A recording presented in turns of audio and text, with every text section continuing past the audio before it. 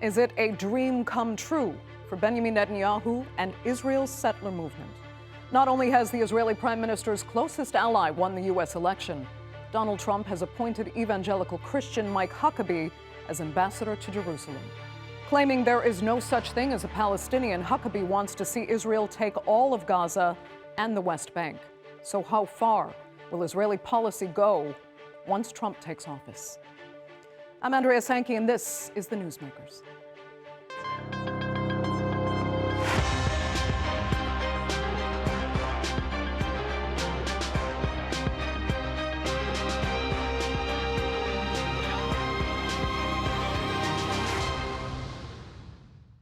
Well, understandably, Palestinians and their supporters have been outraged by U.S. policy toward Israel, which has continued supplying weapons to a state accused of genocide. But while the current administration had at least called for a ceasefire, the incoming one has said Israel has to finish what they finish and get it done. So what does it mean? And how will Israel execute a strategy being planned by its far-right elements who've already mentioned annexing all Palestinian territory? Here's a look now at how far a new U.S.-Israeli policy could go. The Jewish state has never had a better friend in the White House than your president, Donald J. Trump. That's what Donald Trump said during his first term. And as Israel's brutal war on Gaza and Lebanon continues unabated, concerns are mounting over his second chapter. Under the previous Trump administration, the US moved its embassy to Jerusalem, recognized Israel's annexation of the Golan Heights, and brokered normalization deals between Israel and several Arab countries. Trump's government also reversed the long-standing US position on the illegal settlements in the occupied West Bank, declaring that they are not inconsistent with international law. And his 4 years in office saw significant expansion of those illegal settlements. During his campaign period, Trump pledged to end the war in Gaza and bring peace to the Middle East. Yet he's not presented any plan on how to do it. What I said very plainly is get it over with and let's get back to peace and stop killing people. And that's a very simple statement. Get it over with. They got to finish what they finish. They have to get it done. Get it over with and get it over with fast, because you have to get back to normalcy and peace. The Israeli government has cheered for Trump's victory. Prime Minister Benjamin Netanyahu said it offers a new beginning for their alliance. And his far-right finance minister, Bezalel Smotrich, is hopeful that Trump will support the Israeli plan to annex the West Bank. And he's already ordered preparations for such a move. I intend, with God's help, to lead a government decision that says that the government of Israel will work with the new administration of President Trump and the international community to apply the Israeli sovereignty over Judea and Samaria. And Trump's first move was in line with Smotrich's plans. He's picked the pro-settlement Mike Huckabee as the next US ambassador to Israel. The former Arkansas governor describes himself as an unapologetic, unreformed Zionist, and once said there is really no such thing as a Palestinian. In his first interview after the announcement, Huckabee said the annexation of the West Bank is of course a possibility under Trump, which is in line with his long-standing position. There is no such thing as a West Bank. It's Judea and Samaria. There's no such thing as a settlement. They're communities, they're neighborhoods, they're cities. There's no such thing as an occupation. And that could bring further devastation to the Palestinians. Israel has killed more than 43,000 people in Gaza since October 7th, and its attacks and settler violence in the occupied West Bank have ramped up. Now, the Palestinians are bracing for the worst. I expect the next stage for the Palestinian people to be very difficult, despite the destruction, death, and displacement that we witnessed last year. However, what is coming will be more difficult. It will be politically devastating. Not only Gaza, but the whole region is on edge. With Iran-Israel tensions running high and the Houthis continuing their attacks on the Red Sea, Trump's strategy could reshape dynamics in the Middle East. Joining me now to debate how far Israeli policy on Gaza and the region could go now are, from Tel Aviv, political analyst and contributor to Haaretz, Akiva Eldar, From Phoenix, Arizona, national spokesperson for the Abandon Harris campaign, Hudhayfah Ahmad. And from West Jerusalem, director of the Israeli Committee Against House Demolitions, Jeff Halper. Thanks all so much for being with me. Akiva, I'll start with you. You know, Trump repeatedly says, get it over with. Let's get back to peace, he said. Let's stop killing people. Okay, so first of all, what peace is he actually talking about to get back to? And second, what does get it over with really mean going forward? Well, I can start with one paradox, which is previously, during his first term as president, he was complaining that Barack Obama was received the Nobel Peace Prize, and he believes that he deserves one. And I think that he knows that there is a possibility now to take off from where he left off with the Trump, the deal of the century, with the Abraham Accords, and to remind also the viewers that his first trip overseas was to Saudi Arabia.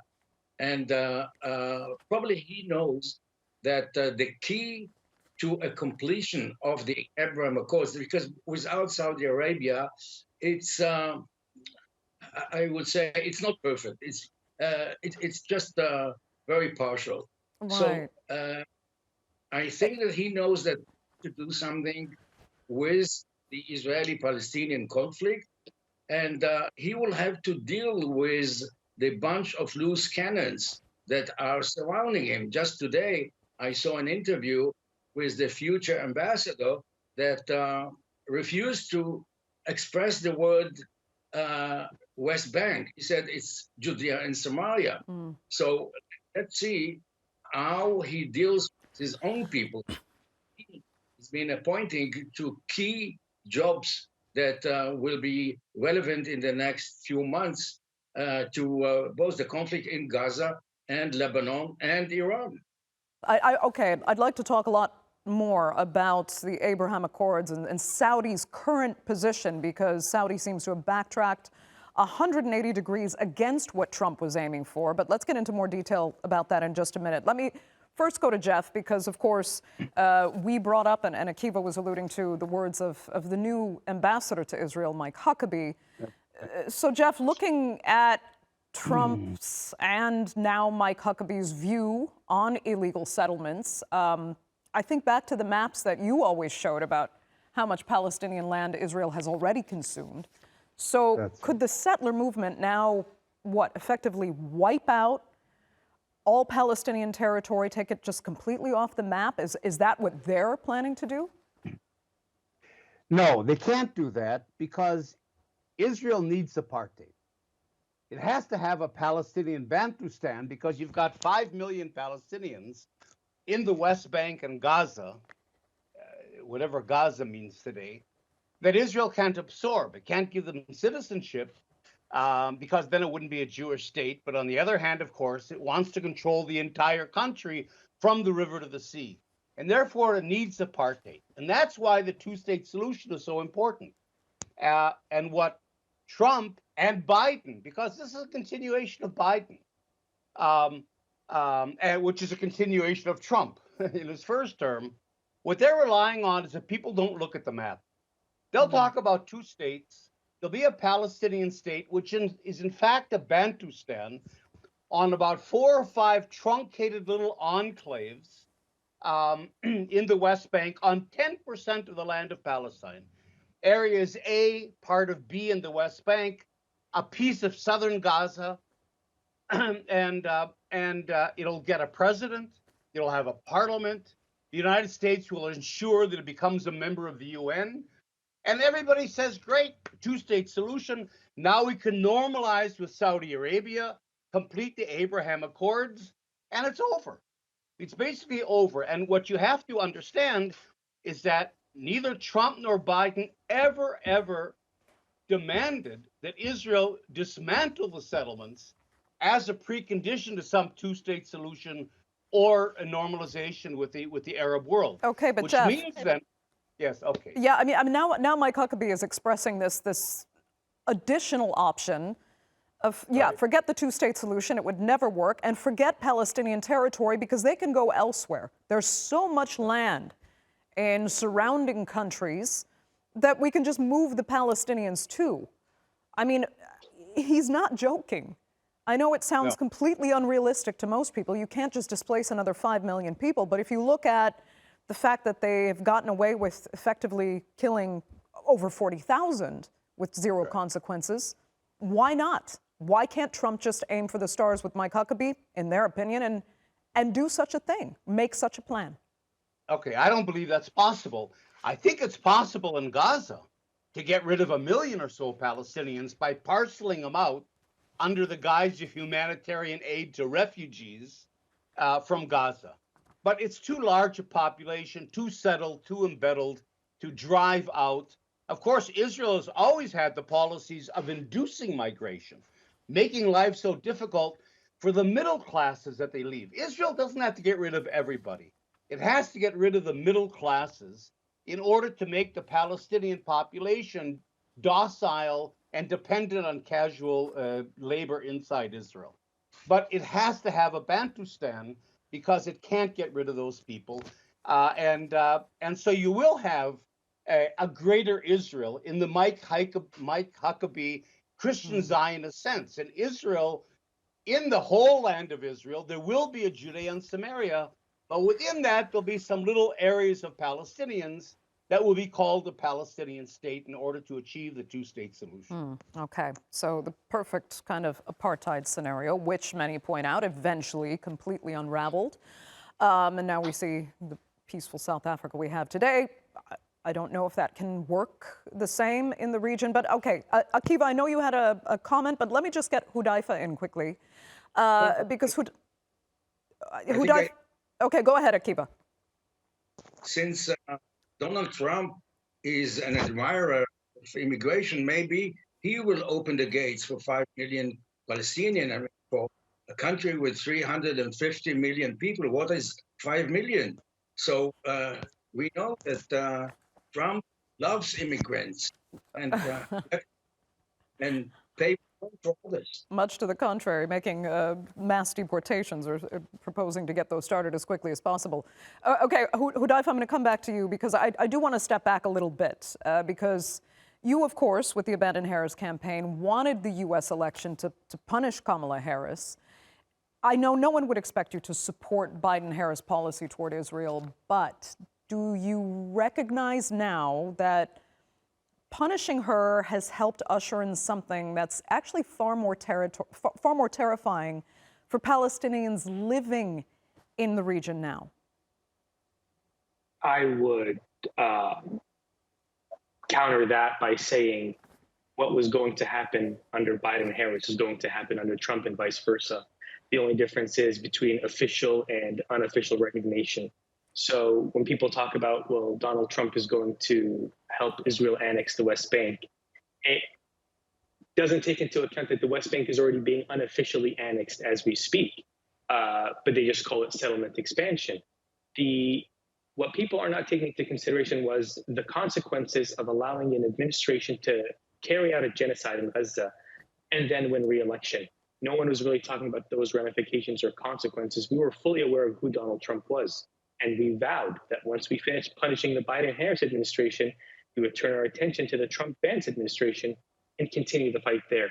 But when we talk about this seeming concept of worse or not worse, I would talk to Palestinian American activists on the ground who would tell you that the 4 years of Trump, in which he was very close with Netanyahu, saw an uptick in support from otherwise undecided people just because they didn't want to be seen as the same side of Trump. And so I think that's something that's never really considered, never really taken into consideration. And I'll end with this. Had Trump done what Biden did, i.e. get up and say, I saw evidence of 40 beheaded babies, or say, I have no confidence in the fact that the Palestinians are being accurate about their casualties, people wouldn't have believed him like they just completely believed Biden. Because Trump is known as a liar. Trump is known as someone who fabricates. Trump is known as someone who just says whatever without any fact checking. People would have been more hesitant to believe him. Instead, what we got under Biden was when he said that, mainstream outlets published it as fact. People took it as fact, and that's what ended up happening. Then beyond Gaza, Hudhayfah, what about the rest of the region? In regards to what? In What do you mean when you regards say the rest to of the Trump's region? policy going forward, which would be in line with Netanyahu, who many believe would like to go as far as possible to eliminate all threats to Israel, including whatever they can do to Iran. I think I'd ask, what is it that Netanyahu will get under Trump that he hasn't already gotten under Biden and Harris? Did we ever imagine that we would see Israel expand into southern Lebanon? Did we ever imagine this back and forth strikes with Iran? Did we ever imagine that we would see what we saw these past 14 months? I do believe people are being disingenuous when they sit here and say that things will be worse under Trump without detailing exactly what could Trump possibly get, what could Netanyahu possibly get from Trump that he hasn't already gotten from Biden and would have gotten from Kamala Harris moving down, who has made it very clear, I wouldn't do a single thing different than what Biden has done. Okay. Akiva, I'm wondering what you make of that. What I make of that is that as far as Netanyahu is concerned, the most important and maybe exclusively important to him is his personal problems, his personal interest. As long as he can pursue this kind of policy in Gaza and in Lebanon and contain Iran and convince Trump to do what he convinced him to do after the agreement on the nuclear program of Iran to pull out of it, this is fine. And he will try to keep his coalition with the ultra-right, who are talking seriously about annexation on Gaza, but not just formally annexation. It's boots on the ground. They want the army to protect them, otherwise it won't work. The leaders of the settlers movement have a lot of experience. You know, governments in Israel come and go, but the lords of the land, this is the name of my book, they're always there. And it's a slippery slope. And they are in the army, they are in the media, and they are in the government. You know, it looked to us like a fantasy, like I know I can say it was a bad dream that two settlers are sitting in the inner cabinet and are taking decisions, and they keep Netanyahu hostage. And Netanyahu will take orders from Trump as long as it doesn't undermine his coalition and it can allow him to do whatever he can in order to avoid prison. He will have to testify if nothing happens at the beginning of December with his corruption trial. And I'm not sure if the Supreme Court will allow him to spend half or maybe more of his time in court while there is a war going on in 7 frontiers. Okay. Jeff, could this Trump-Huckabee-Netanyahu alliance arguably usher in a second Nakba? In a sense, because Trump is, it seems like he's betting that no one will really come to Palestinians' defense anyway. All right. I'm not sure about a second Nakba, but to go back to the bigger picture, you know, this isn't only Trump-Biden. This is the culmination of 130 years of a Zionist settler colonial project to take over Palestine, to Judaize Palestine. And, you know, it's a very dry academic term, but the term normalization is very important because normalization is how settler colonialism ends. It doesn't end by a huge victory. It ends by making its settlements, its control, its military control, its international status normal. And once it becomes normalized, the Palestinians really have nowhere to go. You know, there's very little struggle, space for a struggle after everything has been normalized. And the Palestinians are really at the risk, not so much of a Nakba, but simply of being erased as a political force, as a political presence. They'll simply be ignored and locked away in the Bantustans. What's called for today is a Palestinian-led anti-apartheid struggle to be sure that under the guise of a two-state solution and normalization, the completion of the Abraham Accords, that Israel, the United States, and the international community does not pull apartheid, over our eyes in the guise of a two-state solution. Okay. That's the most urgent thing, an anti-apartheid campaign. Hudhayfah, go ahead. Oh, no, I wasn't saying anything, but I just wanted to add in the sense of when we talk about, I guess, the Huckabee, Trump-Netanyahu alliance, and with regard to what people are pointing out that Huckabee said, the question I would ask is, how is what Huckabee said different than what Bill Clinton said when he was sent by the Harris campaign to Michigan to speak to the Arab community there? Again, it goes back to the sense of people find themselves a lot more outraged, a lot more awake, a lot more eager to push back when the person saying these words is a Republican. When the person saying these words is someone who is aligned with Donald Trump. I just have to say, Hudhayfah, I mean, there are measures that actually do go beyond. You keep saying these are going to be the same, just wrapped in different packages. But if we look back at, the Bush administration, for example, George W. Bush, the response to 9/11 under that regime meant, okay, going into Afghanistan and then going beyond into Iraq. You have to admit that is something that a democratic regime never would have pushed for. And I'm seeing kind of parallels with that now, that there is a beyond that you seem to be denying. Yes, they're going to be equally devastating, not equally devastating, but there's another level of horrible that you don't want to acknowledge. We can't really quantify that because we don't know how an administration whose vice president was Lieberman would have acted. Now, keep in mind, Lieberman, who was the Democratic vice presidential candidate at the time, was a full supporter of the invasion of Iraq. He was a full-on war hawk. And he was the vice president of the Democratic Party at the time, the vice presidential candidate. What we're saying is the continuation is going to happen. The escalation is going to happen. The only thing that's different is people's reaction to it because of how it's packaged at the very top. And we saw that with regard to what happened under the Obama administration back in 2014. The outrage over Israel's assault on Gaza in 2014 under Obama was completely different than the one in 2021 after 4 years of Trump cozying up to Netanyahu, particularly the reaction to the Great March of Return, which happened under the Trump administration. All of this just goes to show that people aren't necessarily fully interested in the cause or that they pay attention to the cause. Okay. It's more about how it's packaged. Okay, we're down to our last few minutes. And Akiva, I wanted to come back to what we mentioned before and the fact that we now have Saudi and Mohammed bin Salman rallying, actually, Islamic nations around his condemnation of Israel committing what he has called collective genocide in Gaza and saying the Abraham Accords are now completely off the table, derailing Trump's so-called normalization process. I mean, has the U.S. election been able to potentially unify the Muslim world in a way that could benefit the Palestinian cause?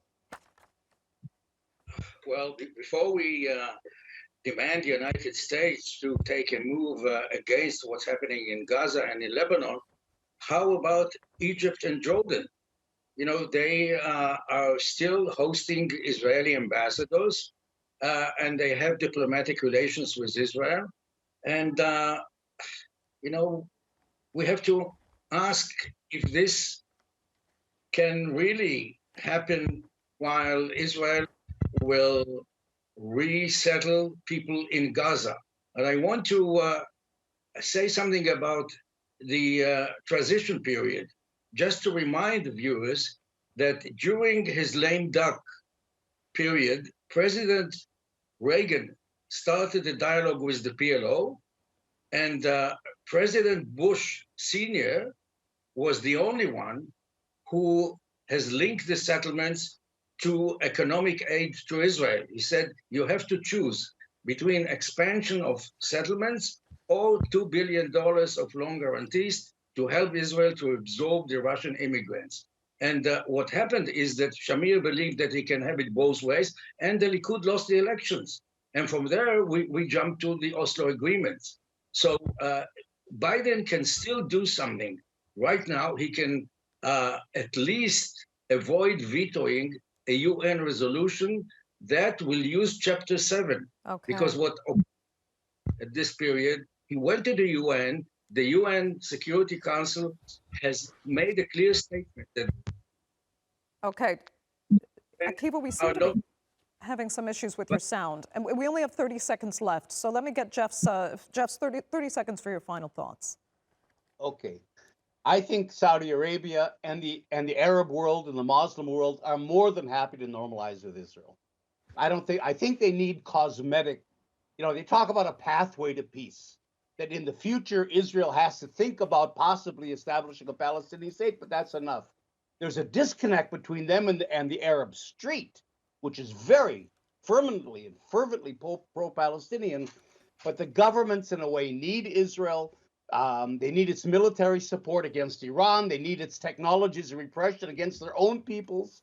And I don't think there's any problem with the Sunni Muslim world certainly normalizing with Israel. Okay. Jeff, that will have to be the final word. Unfortunately, we're out of time for this edition of the Newsmakers. I'd like to thank all three of you sincerely so much for being with me, and our viewers, of course, for joining us as well. Remember, you can follow us on X, and do be sure to subscribe to our YouTube channel. I'm Andrea Sankey. We'll see you next time.